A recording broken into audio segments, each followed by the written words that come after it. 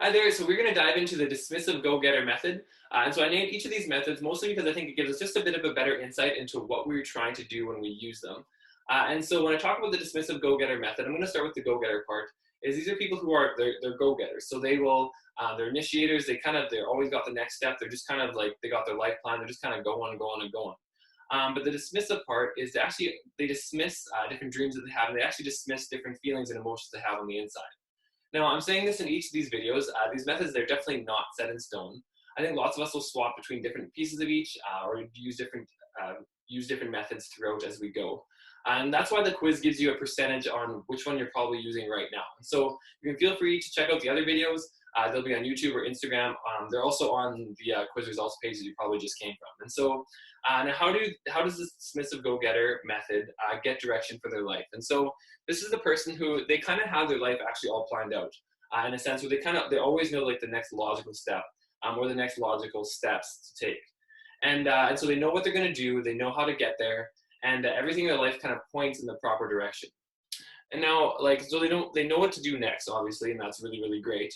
But they really never take control of their lives for themselves. They kind of just roll with whatever comes. Now, you might think and hear that and be like, oh, well, that's actually great. Like, what's wrong with that? And my response would be, what about the dreams that you have? Because if you're just kind of rolling with whatever's coming, you probably aren't making like those dreams happen. And for me, I've had this idea of starting this business, it's been percolating for years now. But it was never really the most logical thing to do. Plus, I was also just afraid of stepping out and stuff like that. And so, what I did is I worked my way up into a management role at a job that I had, and then I took on another job where I got to have more influence and stuff like that. I just kind of kept working my way up. But the whole time, it was just kind of like the next logical step, and it seemed to be working. But then for me, COVID hit, and then the job that I had no longer existed, and so that was a bit of a shock. I was like, oh my goodness, what now? And so I had to figure out really quickly what I was going to do, and it was cool because the government obviously is offering assistance for those who are laid off, which is really cool. And it was a perfect time to start a business and to start doing this. And so now I think on one hand that might have just been a logical step. But also on the other hand, I have a family to take care of, and so going and finding another job was actually a really safe bet too.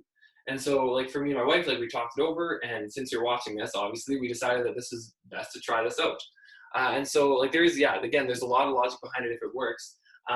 Being self-employed, you can potentially make more money potentially if you're self-employed than if you're employed elsewhere.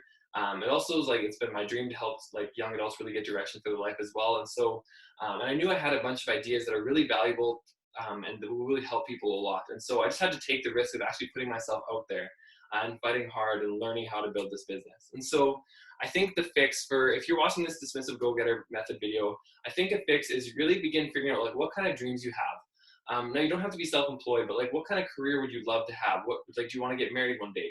Where do you want to live? What kind of house do you want to own? How do you want to impact others, etc. There's so many different dreams and different ambitions that we can have.